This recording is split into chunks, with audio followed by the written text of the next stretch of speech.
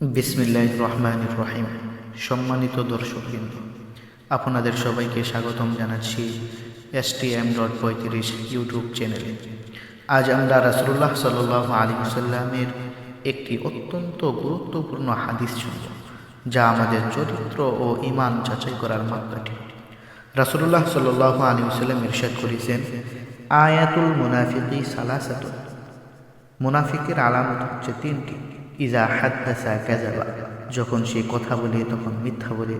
ও ইজা ওয়াদা আখলাফা, আর যখন সে কোনো ওয়াদা করে তখন ওয়াদার খেলাফ করে। ওয়া ইজা তুমিনা খানা, আর যখন কেউ তার নিকট কোনো কিছু আমানত রাখে তখন সে তার খেয়ানত করে। এই হাদিসটি সহিহ বুখারী ও মুসলিম শরীফে রয়েছে। প্রিয় মুসলিম ভাই ও বোনেরা, আসুন আমরা নিজেদের আমল যাচাই করি এবং এই গুনাহগুলো থেকে বেঁচে থাকার চেষ্টা করি। আল্লাহ তাআলা যেন আমাদের সবাইকে খাঁটি মুমিন হিসেবে কবুল করেন, আমিন। এমন আরও ভিডিও পেতে আমাদের STM.35 চ্যানেলটি সাবস্ক্রাইব করে রাখুন। আসসালামু আলাইকুম ওয়া রাহমাতুল্লাহ।